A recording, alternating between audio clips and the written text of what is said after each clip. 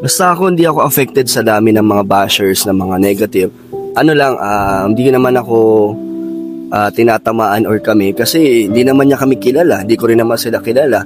So ano lang ako, deadma lang kung anong sabihin nila, opinion nila yan. And wala rin naman mangyayari sa kung pansinin or 'di ba kung sagutin, wala rin naman mangyayari. Paano yun, pananaw niya na yun eh. So ang sa akin is enjoy lang. Basta ang alam namin yung yung totoong masaya kami, alam namin sa isa't isa na okay kami. Kahit ano pang mga sabihin diyan, mga iba't ibang kwento or mga sabihin ng ibang tao is wala, hindi siya makakasira sa amin dalawa. At para sa akin hindi magbabago yung isip ko or yung nararamdaman ko kahit na maraming hindi nagustuhan. Simula naging totoo naman tayo sa isa't isa. Tsaka hindi ko naman kailangan ng approval ng mga ibang tao para lang sa sarili kong buhay. Totoo. So, yun. Pero syempre, kahit may mga bashers, madami akong nakikita na support sa inyo, na intindihan yung personal life sa career.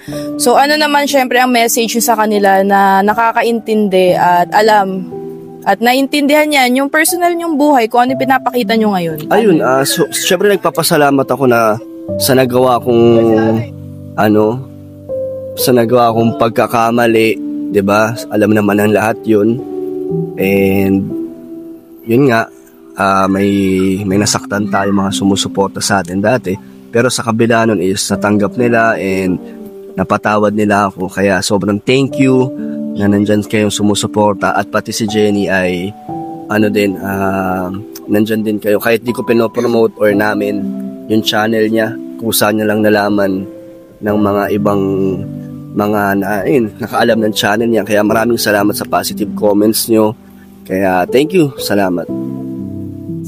Si Jenny naman, syempre ano ang message mo? Or gusto mong, kasi syempre hindi ka naman talaga sanay sa social media. So, ano ang nafe-feel mo pag may mga nakikita kang comments na kahit di ka talaga nila kilala, support sila sa'yo? Ayun, na-appreciate ko yung mga sinasabi nila. Then, parang, tinitake ko siya as inspiration na lang sa pag-start ko sa social media, mga ganun.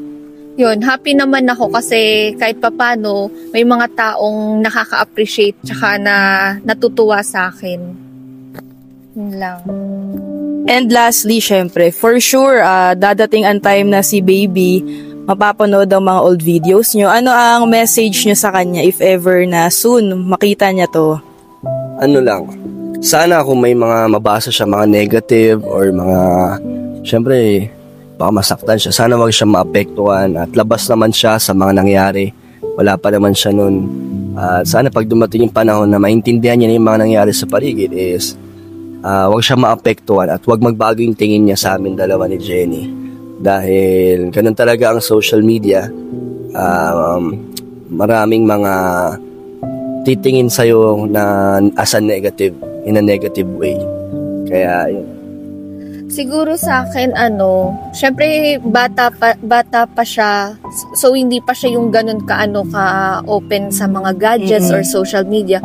Pero feeling ko, parang medyo mapapaaga yung pagiging matured thinking niya. Kasi unti-unti rin namin kasi i-explain about sa social media na may ganito yung mundo, so dapat hindi siya naapektuhan. Kumbaga, anong tawag doon, yun nga, mapapaaga siya ng kumbaga parang ititrain nyo na siya. Ganun. Oo, na hindi lahat ng na humuhusga sa'yo is kilala ka naman. So, ang importante naman kasi talaga is yung totoong tao sa'yo tsaka yung family na makakaintindi sa'yo. Kumbaga, bonus na lang talaga yung mga kahit hindi ka kilala na nararamdaman nila or na-appreciate ka kahit nakikita ka lang nila sa social media. And syempre kay Tiona.